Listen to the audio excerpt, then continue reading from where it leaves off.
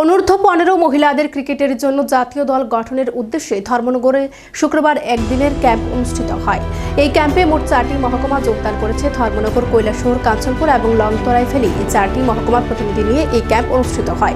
Tripura cricket academy থেকে বিশেষজ্ঞরা আসে। 4টি মহকুমার প্রতিনিধিদের থেকে 50 জনকে তুলে নেওয়া হবে এবং রাজধানীতে এদেরকে নিয়ে ট্রেনিং ক্যাম্প অনুষ্ঠিত হবে। ধর্মনগর ক্রিকেট অ্যাসোসিয়েশনের সম্পাদক শেখর সিনহা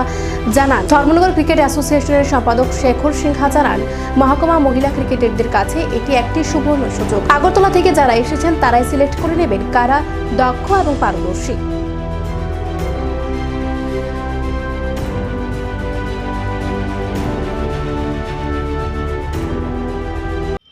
টিসির কি দায়িত্ব রয়েছে? টিসির অক্ষণে আমরা টিসির কোচিংয়ের দায়িত্বে আছি আমি।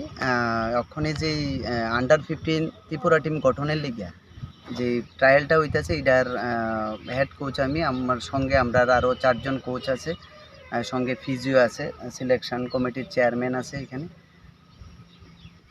তো মানে সিলেকশন কাদের করা হচ্ছে, আবার কীভাবে করা হচ্ছে? এটা আন্ডার 15 আমরা বিসিসিআই টুর্নামেন্ট, ন্যাশনাল টুর্নামেন্টের লেগে টিসিআই প্রস্তুতিটা নিচ্ছে। আমরা চাইল্ডখানে আমরা এই ট্রায়ালটা হইতেছে 3 তারিখ তেলিয়ামোড়া হয়েছে, 5 তারিখ শান্তির বাজার, আজকে 7 তারিখ এখানে ধর্মনগর 4টা সাব ডিভিশন নিয়ে, 7 তারিখ আমাদের সদরে হইব এমবিবি স্টেডিয়ামে।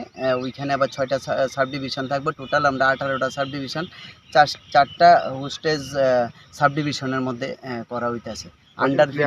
আন্ডার 15 ন্যাশনাল টিম গঠনের প্রস্তুতি। কতজনকে সিলেকশন করা হবে? এখানে আমরা 50 জনকে সিলেকশন করে আমরা নেমো। ওইখানের প্রথম স্টেজে আমরা এখানে 21 দিনের একটা ক্যাম্প চলবো পিটি যে গ্রাউন্ডে।